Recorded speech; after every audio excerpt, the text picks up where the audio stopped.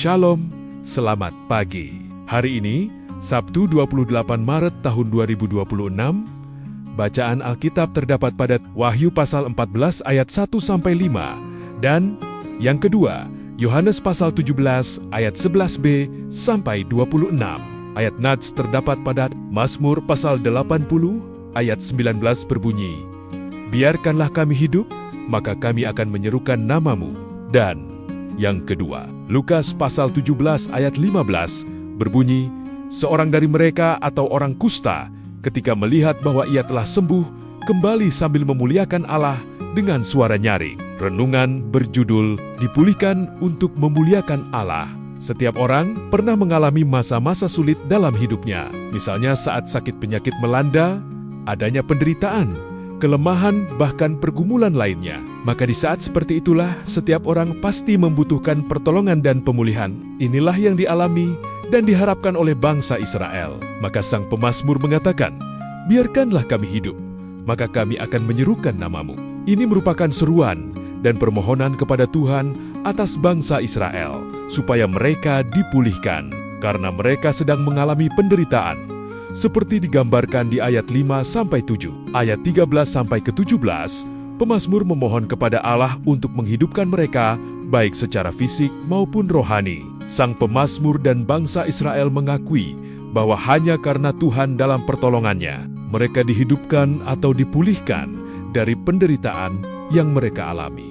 Maka dalam kehidupan yang dipulihkan tersebut, mereka berjanji untuk menyerukan nama Tuhan, yang artinya memuliakan, mengagungkan, dan menyaksikan kebaikan Tuhan.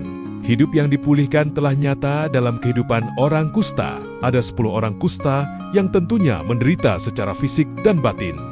Mereka dianggap najis, bahkan dikucilkan. Namun ketika mereka datang kepada Yesus, mereka menjadi sembuh. Mereka segera melakukan perintah Yesus untuk menghadap imam, karena imamlah yang mempunyai wewenang untuk menentukan seseorang telah sembuh dari sakit kustanya. Menariknya, dari 10 orang kusta yang telah disembuhkan itu, hanya ada 1 dalam kurung orang Samaria yang kembali kepada Yesus.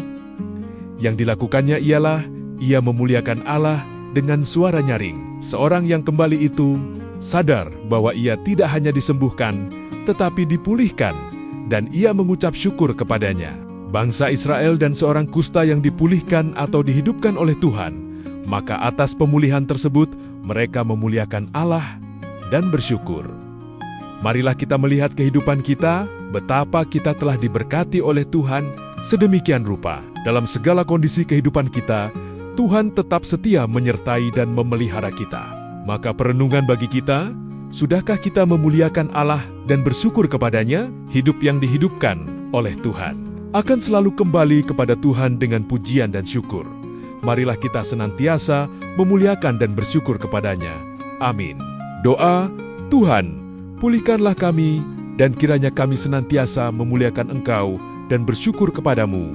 Amin. Ditulis oleh Pendeta Somenifati. Hia. Salam bumi, bersukacita dalam damai sejahtera. Terima kasih.